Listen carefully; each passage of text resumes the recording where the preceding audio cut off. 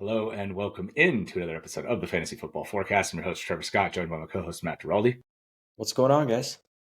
And today we're getting into our wide receiver start sits for week 9, getting you some advice on the decisions that we're looking at, some of the players that we're excited to play, some of the players that we're not so excited to play. And so without further ado, let's get into it. So our first start of the week is Chris Olave. So your guy. Back in good graces. Derek Carr's back. No Shaheed to be stealing targets from him. This is a boom week for him, right? He's got to be good here. It's got to be. And I'm always itching to talk about Chris Olave. You know, he's one of my favorite players. And last week, he went 8. Always, man. Ohio State guys, I can't get enough of him. But last week, he looked great, right? And he went 8 for 107 on 14 targets against a very good Chargers defense from a combination of Spencer Rattler and Jake Haener. I know young QBs, when they're kind of thrust into those starting roles, they often lock onto their number one target. But in this offense, like you mentioned, without Shaheed, Bub Means isn't it, Mason Tipton isn't it. I think Olave is just going to get peppered with targets from Derek Carr this week, and he gets a dream matchup against the Panthers. Like, Bo Nix just torched the Panthers through the air, and week 1, the Saints crushed the Panthers like 47-10, I think it was. So really excited to fire up Olave this week. Yeah, and if you were able to buy low here, I saw some pretty egregious trades with Olave in them, like on social media and stuff, just people completely giving up on him. So if you got him and then he comes back from the concussion, explodes, and now we're getting Derek Carr back and we're getting Carolina, like, Saints, can you please get him into the end zone this week? Like, what is with the fact that he can't score touchdowns? He is good enough to get into the end zone. He should be much more of a red zone threat.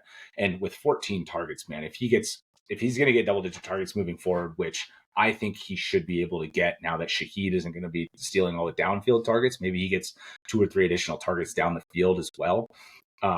Let's make a point to get him in the end zone here. Okay, please. Hopefully he gets in twice. Like we've been talking about with Carolina, they are the best defense to play your quarterback against because they give up multiple touchdown passes every single week.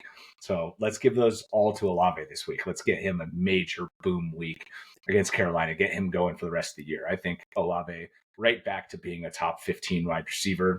Now that Carr is back, now that we saw this major, target game, and I love the call. This is like my most excited player, I think, to start this week at wide receiver. Not to gas you up either too much, I mean, I know obviously a lot of guy, but I'm just so in on it. What I will add is like that's kind of the last step in Olave's development, right? Like getting into the end zone more. Like this is year 3. This is the year we're expecting it to happen. Like at Ohio State, like I understand it's different in college, whatever, but like he had a nose for the end zone. And like there's been so many times either this year or the past couple of years, he just gets like tackled on the 2 or the 1 and he's come close and he hasn't had those boom weeks, but like this is the week for it to happen. Yes. Get him loose, get him in the end zone, use him in the red zone. Hopefully we see what we're expecting here from Olave. I'm very excited. My start of the week here, this is somebody that maybe is usually ranked in the top 25, maybe usually around 25 to 30. But this week, I'd push him up easily into the top 10, and that's Darnell Mooney. If you have Darnell Mooney, the chances that you have in a 3 wide receiver league better options than him are very, very, very low. He looked great last week against Tampa Bay, scored another touchdown. He had a couple down weeks against Carolina and Seattle, unfortunately, but even against Seattle, he had 8 targets. We talked about yesterday with Kirk Cousins being much better against Tampa Bay, and that was reflected in Darnell Mooney's stats as well. He just went off against Tampa Bay both of those games. But we did discuss the dynamic, the fact that they're going up against Dallas. This is going to be another good week for this passing offense here. So get Darnell Mooney into your lineups. I really think another touchdown here should be expected, and a high volume game in what should be a relatively high scoring game, into the mid-20s for both of these teams.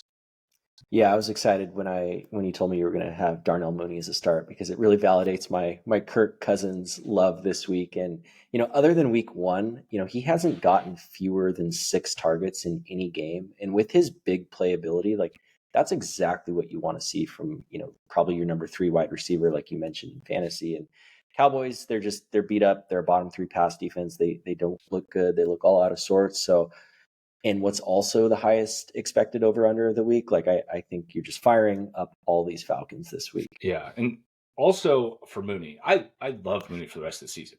I've been saying he's a trade target. If somebody thinks they're selling high off of that last game and you can get him for a decent price, not out of control, but if you can get him, for a flex option, a couple flex options, running back, receiver, somebody needs running back help.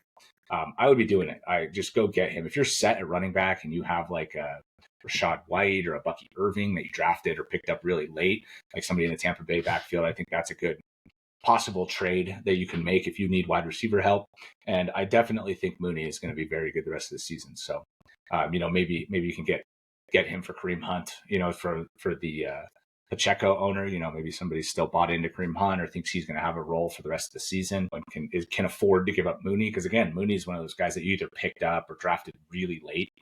And so, just love Mooney. If you can get him on your teams, try to do that. Your second start for this week at receiver is Courtland Sutton.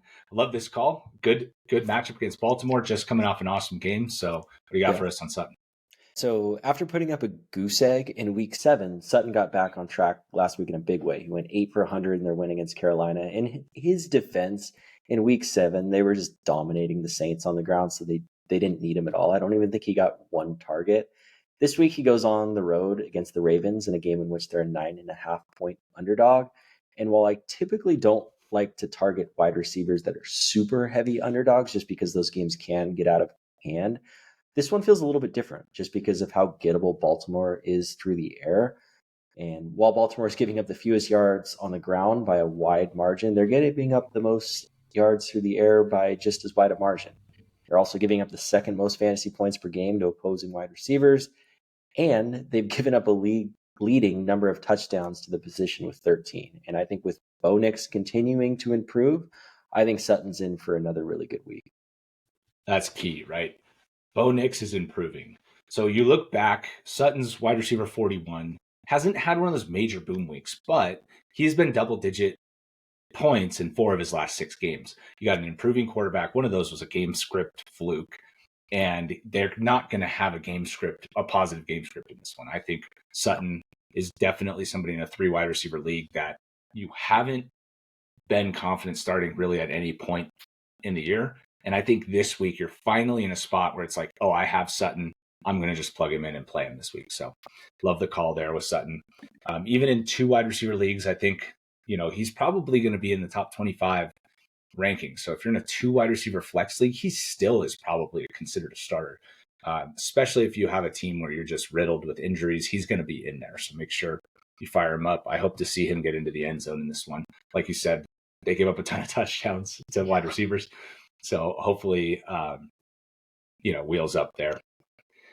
My second start of the week, and again, you're probably still starting him after coming off a huge week, but this is DeVonta Smith. He, again, in week 7, similar to Sutton, had a terrible game. 1 catch for -2 yards, didn't even really get targeted against the Giants. They were just running the ball on the ground. It was the Saquon Barkley day, who went for 175 in a score.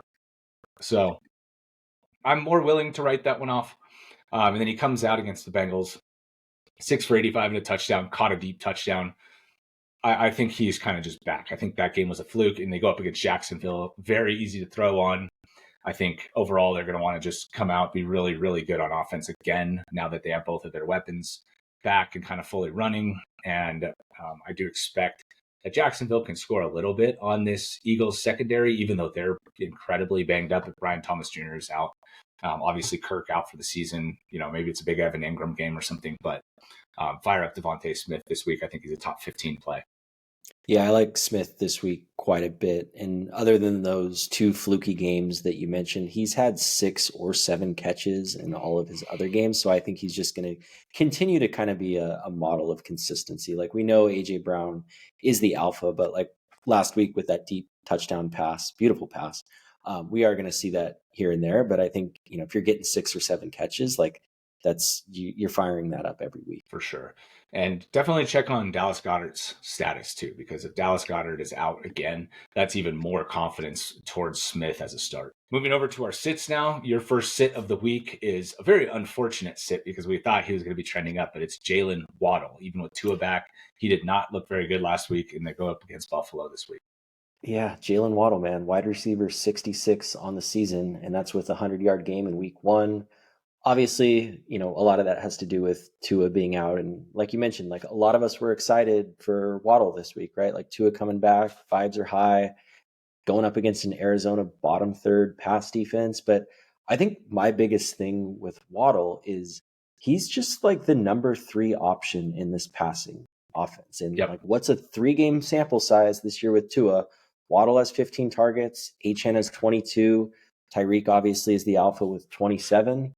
Now he goes on the road to face a much tougher Bills secondary. They're giving up the 6th fewest fantasy points to opposing wide receivers. It's like, if it wasn't going to happen last week against Arizona, like I'm not really buying that it's going to happen this week against the Bills. Like obviously he has big playability, but I think just being the number 3 on the pecking order on a team that wants to run the ball going up against the Bills, who are much weaker against the run, I'm not really seeing it. Yeah, I mentioned in the trade video that like if you can try and get Waddle like really low and kind of sell hard the fact that HN is actually the number 2 in the passing game, try and get Waddle for really cheap. But I don't know that you really even need to sell the fact that HN is the number 2 because he just is, So it's like this weird thing where HN is kind of very heavily impacted Waddle, and it's unfortunate because Waddle is such a great player, but in this offense, he's just not going to produce. We definitely had Waddle ranked lower than consensus in the preseason, like a lot lower than consensus in the preseason.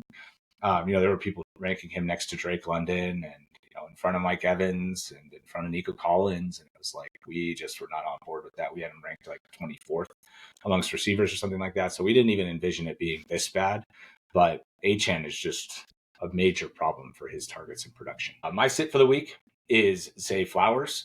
So this one is tied, I think, quite a bit to the defense.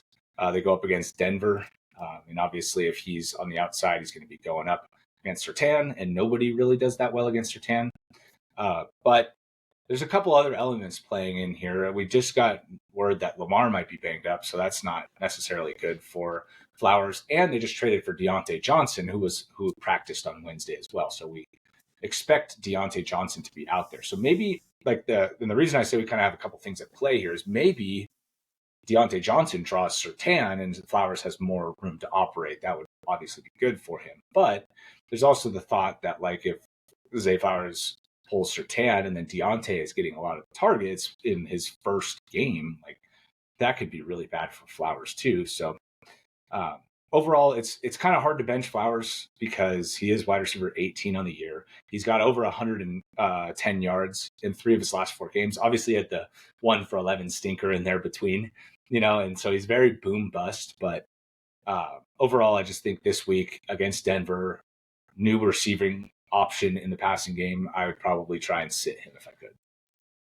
Yeah, I can't say this enough. Like he is the most game script wide receiver like maybe I've ever seen. Like 12 targets last week in a loss, 1 target the week before in a win, 9 and 12 targets the weeks prior in close games, invisible the 2 weeks before that in wins, and double-digit targets in week 1 and 2 in losses. And they're almost a 10-point favorite in this game. So it's just, I think it's going to be the Derrick Henry show. Obviously, you mentioned the Deontay element of that, and that 1 catch game. That was the week that I called him a bust, and you were like, "No, he's not going to be a bust this week." Blah blah blah blah blah. And he busted coming off of multiple 100-yard games, and he was awful. That game he got hurt. I will say that wasn't all game scripted. That one he was still in for like 70% of the snaps or something. Yeah, he was out there, but he was just running decoy status. So and he almost didn't play last week, and then had 7 for 150. But yeah, maybe that was still a good call. It was still a good call. I'll give you that. Thank you. Yeah, thank you. But yeah, I'm with you here on this one, and it will be interesting to see how this shakes out with Deontay Johnson. And I think this is a really bad thing for Deontay Johnson's fantasy value. That's just kind of my 2 cents. Like I think he's a very volume dependent receiver that doesn't score a lot of touchdowns, and he joins an offense that is a lot lower volume. And I think it's a great move for the organization because they have aspirations of a deep playoff run, and he's a very solid piece, and those other guys can't catch the ball to save their lives half the time. But I will say, like, for the Panthers, like, what an awful trade. They basically got nothing. They gave 6th round, and so basically they gave Deontay to move up from the 6th to the 5th round. Okay, but the gap I don't get between it at those all. two, the gap's going to be like 5 teams because the Ravens are going to finish a lot higher than I don't Carolina. get it at It's all. going to move I don't close. understand. Like I don't understand why they didn't send him to the Bucks or to the 49ers, somebody that would have probably given them a little more draft capital. I don't yeah. get it. Maybe there was a lot less of a market for Deontay than we thought. I don't know. I didn't understand the compensation at all there. I thought that Deontay was going to fetch a pretty heavy price tag. And the fact that that was the price tag and Kansas City didn't go and get him instead of DeAndre Hopkins makes no sense to me at all. None. That Or when I the saw Chargers DeAndre too. Hopkins Like, or the Chargers, like the yeah. fact that I saw Hopkins go for a fifth, I was like, oh, Deontay's going to go for a conditional fifth or a conditional fourth. Like he is much better than Hopkins at this point in his career. And I guess that NFL GMs just don't see it that way. So Well, it's I was bad teams disappointed by stay the bad and compensation, good but teams get better, right? It's just, I it's guess not that's so rocket true. science. I do think too. You said it's not going to be as good for Deontay. I don't necessarily agree with that. I think Deontay's. Well, I mean, I guess Deontay when he was getting all of these targets and number one featured on Carolina with Dalton, he was like a top 10 wide receiver for multiple weeks there. So he's not going to be that. You're probably right there, but I do think his efficiency is going to get better, and I do think that he will be the number one wide receiver in this offense once he gets up to speed. Obviously, we've seen these trades. It does take these receivers a second to get going. Okay. Yeah. We saw Adams still not going yet. We saw Cooper still not going yet. And we saw DeAndre Hopkins still not going yet. So Deontay's not going to be a start this week, but I think, after 3 weeks, 4 weeks, that he's going to be the number one option in the passing offense. I think he's going to eclipse Flowers. And I think that's not great for Flowers' long-term value if you can get off. Moving on to your second sit here, and this one is no fun. This is like your no fun week, dude. Just like boo, all the good up and coming players. Even a guy that you were just beyond stoked about in the preseason, Keon Coleman for the Bills. And now he finally has back-to-back 7-target games. He goes over 100 yards. He goes 70 in a score. And you're going to pour cold water on him going up against Miami. He shouldn't even draw Ramsey. I don't know why you don't like him this week. I know. And it's like, if you were to ask me if I spent more time gushing over Chris Olave or Keon Coleman this offseason, like I honestly couldn't tell you which one, because those two were right at the top. I drafted them both in our leagues. I obviously love them. This one pains me because I love Keon Coleman. And since the Amari Cooper trade, he's been wide receiver 13 in back-to-back weeks, scoring 14.5 and 15.5 fantasy points. And one of the things that we talked about when that trade happened was how good that would be for Coleman's development. Not only learning from Cooper, but not drawing number one defensive coverage and getting more, moved around the formation a little bit more. And we've seen that. Like we saw back-to-back end zone plays where they threw fades to him this week. They're getting him more involved in screen plays like they did at Florida State.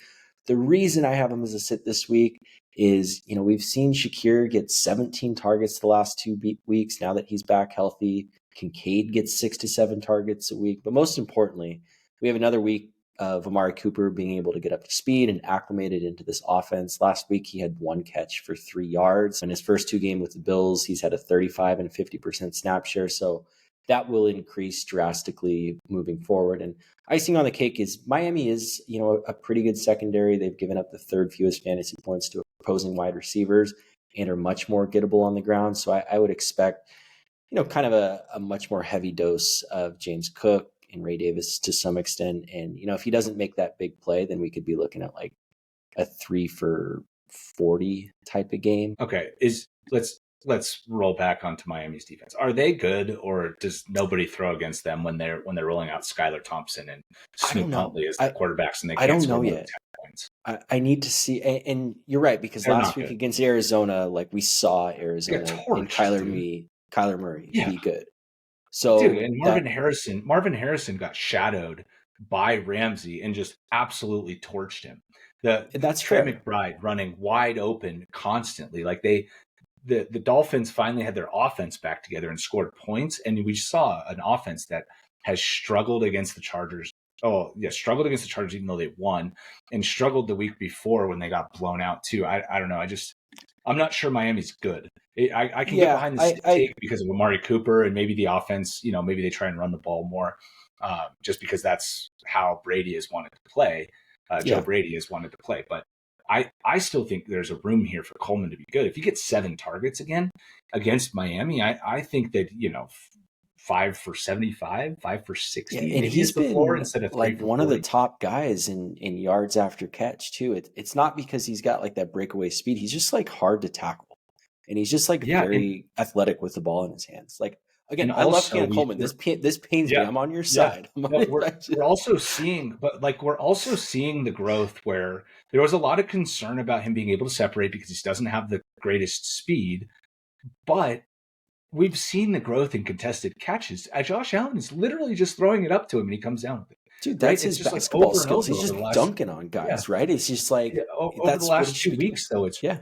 over the last 2 weeks. That's what they're doing with him. They're Yeah, literally throwing it out there to him. I don't know. I really like Keon Coleman. I yeah. wish I had him in more spots. I have him nowhere, and it's bugging me. And I would Into still. that, I into get it that he's a sit, but I would still probably play him. and to that point too, where it's like it's kind of this double-edged sword where rookies get better as the season progresses, but Yes. coaches also learn how to use them to their skill sets, and to some extent Josh Allen too. So I think we're kind of seeing that marriage happen in real time. Yep, the trust improving, right? And Josh Allen, this is somebody that Josh Allen wanted because Yep. he likes to have an out. He likes to have a guy he can throw jump balls to. Josh Allen's Yeah. going to take shots, man, and Keon Coleman Oh, is yeah. who he's going to. So I get that Amari's going to be the one, and so that's the point that I think carries the most weight. And this is going to be his third week. We saw his snap share increase. We could see 80%, and then Keon, right? If Amari finally gets eight targets, we don't know what the offense is going to look like. But yeah. So moving on to our next guy, we love Coleman. Okay, but if it pains us to say that, we have to sit. Moving on to our next guy, we have Calvin Ridley here, and unfortunately, I have him as a sit. I liked Calvin Ridley in the pre-draft process, but he just hasn't been that good. And he finally had like a breakout game last week, 10 for 143. And so you're probably thinking, oh, New England, they should be able to win. They should be able to throw, they should be able to move the ball. But, going up against Christian Gonzalez, he's the only game in town. And they'll probably bracket him on top of having Christian Gonzalez on him. So, maybe he does well, but I could see another game like against Buffalo where he gets a ton of volume, 9 targets, but only 3 for 40 because they're just either not catchable or he's getting guarded very tightly by these, by Gonzalez and by the additional defenders if there are any on him. And and then also against New England, they should be able to run the ball and they should be able to stay competitive. So I just am not entirely sure. I don't expect him to see anywhere close to the volume he got last week against Detroit when they were literally getting destroyed. And I think this game could be closer, more running, and I don't think he's going to have success in the passing game against a very good corner. Yeah, he got like 15 targets last week, I think it was. And I don't think I've told anyone about this, yourself included, but he was my most drafted player in best ball this year. So I was very excited because that was looking like a complete flop. Obviously, he was buried a little bit, but I took a lot of shots on him, and I know you and I both mock drafted him quite a bit. But we were very high on him. Yeah. Yeah. So as good as we were with Waddle, that one was definitely a miss.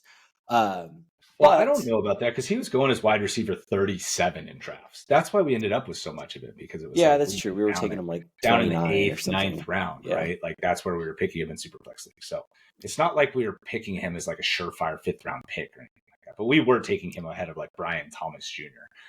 And Jayden Reed and guys like that. So we'll take an L, which was unfortunate. But I think that the most important thing you mentioned with Christian Gonzalez, on top of that, like they should bracket him.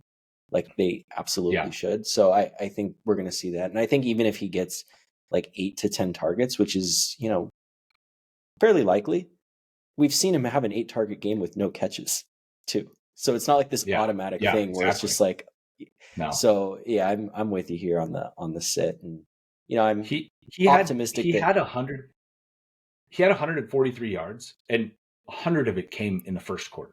Like he had a good quarter and then he went back to being exactly where he was, So anyways, I just am I'm still very skeptical on him. I'm still not necessarily just like, oh, he had a good game. He's going now. I'm going to put him in my lineup. I'm not doing that.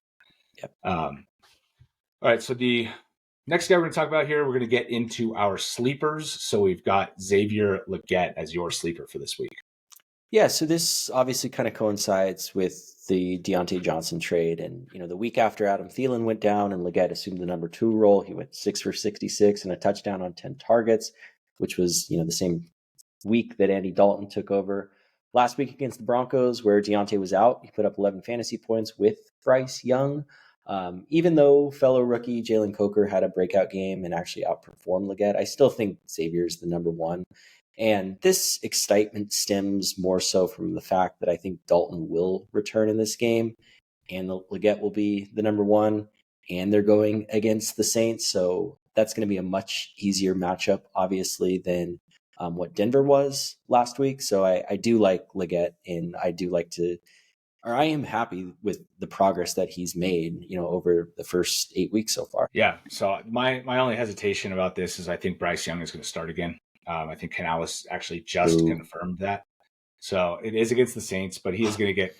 I will say against the Saints, right? They generally can be scored on, but Lattimore is exceptionally good against big body receivers, and that's exactly what Legette is. I know, 6'3", 227. So he just loves worried about the matchup going up against big guys.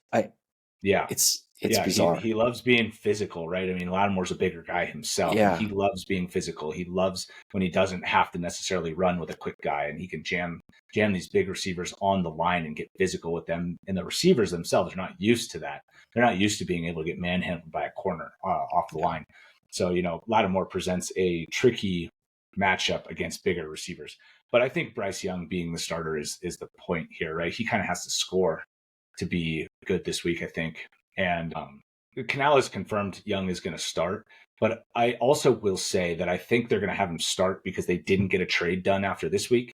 And they're going to have him start again, and they're going to try and trade him early next week. The trade deadline is the 5th. And so I expect Bryce Young to be on a new team by then. And then we go back to Andy Dalton after this week. They get the Giants bye, and then their schedule is decent after that. So I do like Legette long-term, especially, going down the stretch if you need wins. I think he's going to be somebody, like you said, he's made a lot of improvement. They go into their bye in week 11, and we know what happens with rookie receivers out of bye weeks. Like, they get a lot better. They get implemented more. The coaches learn how to use them, and I think that's all going to happen again this year as well. Going to my sleeper is another rookie wide receiver, and that's Rome Odunze. I think we talked about him last week as well as a possible sleeper candidate because they were playing Washington. But Washington's defense, I think we need to start giving them a little bit more credit. The offense does a good job of keeping them rested, and they held Houston down too. So I don't know.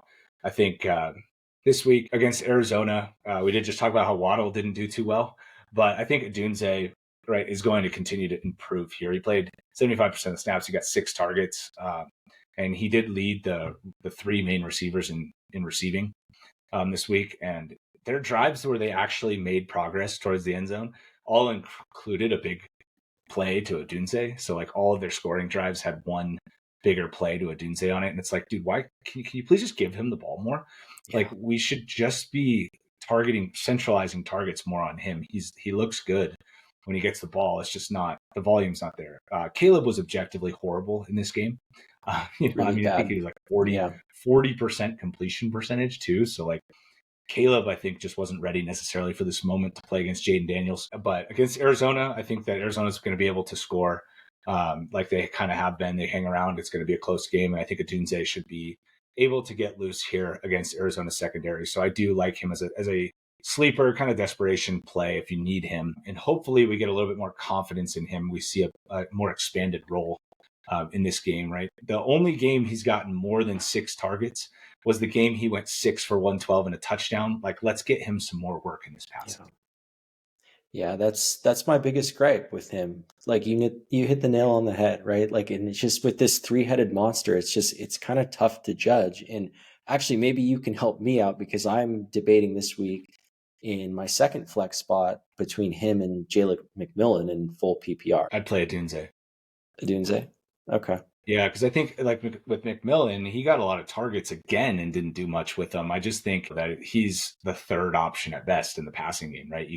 We've seen it 2 straight weeks now after Evans got hurt. I know Godwin was still involved heavily, but after Evans got hurt, it was Otton and White as the 2 and the 3 behind Godwin. Yeah. And then Godwin got hurt. We got a full game with Otton as the 1 and White as the 2 in the passing game. And White maybe wasn't even the 2. Like, Bucky had 7 catches too. So like, Bucky was kind of the 2 and White was the 3 or vice versa, right? Both running backs heavily involved in the passing game. So like, McMillan is maybe 3, maybe 4. I was very disappointed. I really thought he was going to step up and hopefully be the best, Same. but I don't think you can play any Tampa Bay wide receiver. I don't think they're interested. Yeah. I really wish they would have got Deontay Johnson, honestly, man. Like, that would have been a perfect fit to replace Godwin, in my opinion. Like, why didn't they just give up a conditional fifth and get him? Like, it's just frustrating. I don't know. Okay, well, that's helpful. So I played Odunze. Yeah. Yeah, and I obviously like Rome a lot too. It's just been like he's kind of been a bench warmer, and I'm like, well, he's got a good matchup, but then he might be the number 3, and but with his upside and deep playability, and like you mentioned with the important plays toward the end there going to him, I think that shows, that's a good sign. Yeah, and so hopefully he gets more involved target wise, and Caleb doesn't play horribly, right? You got to hope for those two things. But even with him having a decently low target volume and with Caleb playing terribly, he still is 3 for 40, right? And that's kind of what we talk about is like these top players that are busts that we like kind of give that stat line. Like if that's what he's doing, right? Hopefully that would include a score if he doesn't really have a super productive game this week. But I still have a lot of hope for Odunze over the rest of the season too. Your bust of the week, so moving over to busts. Again, these are guys that you're starting, but that, we got to temper expectations in a pretty major way. And the first guy that we're going to talk about is Jayden Reed. Yeah, Jayden Reed's been kind of invisible the last 2 games. He scored 2 and 6.5 fantasy points on a combined 4 catches and was really only bailed out last week by that 50-yard bomb. Like he and Dontavian Wicks were the 4th and 5th options in the passing game in terms of receptions. And we talked about at length how there's just so many mouths to feed on this offense that somebody's going to get let out. Not to mention Jordan Love left last week's game with an injury. He's still not practicing on Wednesday. In the 2 games where Malik Willis was a starter, Reed combined for 6 catches and 59 yards. He did do a little bit more work on the ground in those games, but he just doesn't really inspire a whole lot of confidence for me. We know the Lions this week, they're going to want to grind it out on the ground. They're going to want to control the time of possession. So I'm just not envisioning a whole lot of volume. And I think if Willis is the starter, I'm sitting Reed. But if it is Love, I'm tempering expectations just based on the last couple weeks.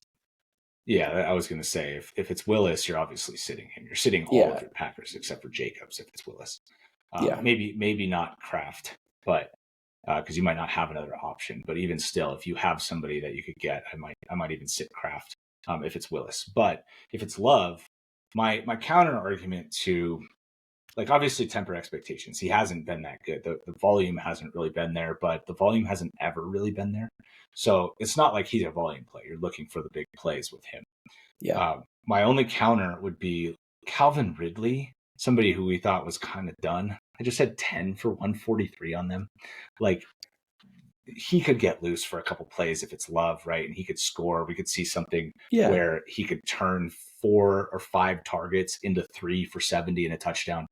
And that's the way he kind of salvages his day here and maybe gets things rolling again.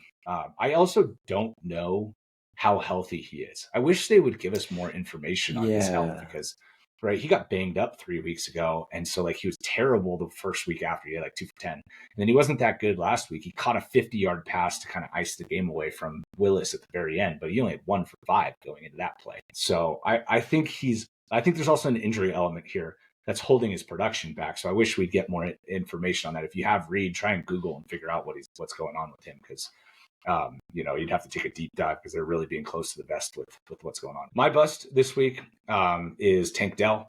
And this one I'm not fond of, right? I mean, I just figured if something happened to one of their receivers that he'd be good. And then now, like, we have both of their receivers out. And I still don't like him that much. He's going to be on the outside in this game because no Nico, no Diggs.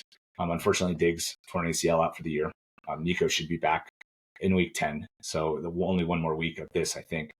If you have Tank Dell, right, you were really hoping that this is when he was going to start going off, but he just hasn't. Like, ever since Nico got hurt, he's been mediocre at best.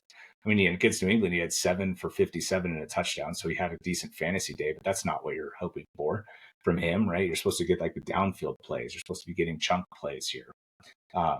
And so, like, that, the fact that he's not playing well, coupled with the fact that he's going to be going up against Sauce Gardner as the number 1 option in the passing game outside, I don't see a way that he does anything here. I mean, maybe he scores a touchdown again. He kind of has both of his touchdowns over the last 3 weeks have kind of been on the same looking play. Mm-hmm. And he dropped one against Green Bay. That was even kind of the same looking play. So maybe maybe he does end up in the end zone again, but I just think that there's going to be a lot of attention on him.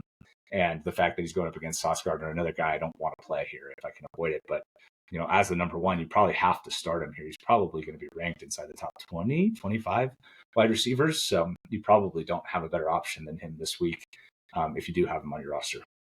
Yeah, I mean, really the only silver lining has been that he's been getting those end zone looks with these guys out. And, he can obviously scramble in the end zone and kind of make something happen with his quickness. So there is always that element.